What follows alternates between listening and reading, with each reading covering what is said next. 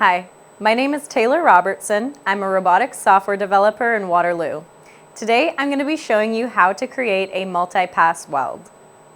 To start, I'm going to define my start position, and then I'm going to program a simple linear weld.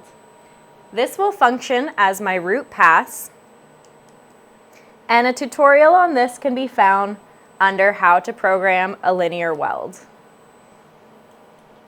Once I have programmed my root pass, I'm going to click Done and weld my part. Once my root pass has been welded, I'm going to go back into Edit mode. And from our selection of choices, I'm going to select Add Pass. It is going to give me a selection for my root weld. In this case, I'm going to select the weld that I just created. And I have the option to click Go to Weld Start on any of the available root passes to determine which root pass I would like to use. Once I have determined the root pass I would like to use, I can hit Confirm, and then I can move forward to teach my pass.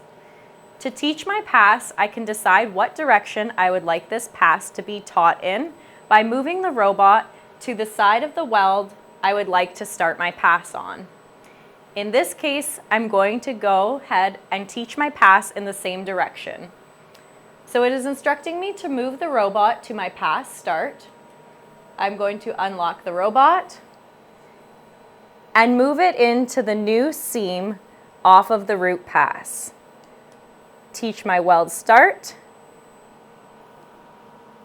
and move over to do a long press to teach my weld end.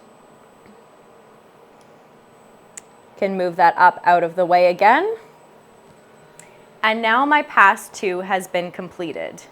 At this point, I'm going to go ahead, click Done, and weld my next pass so that I have it in place to teach any additional passes.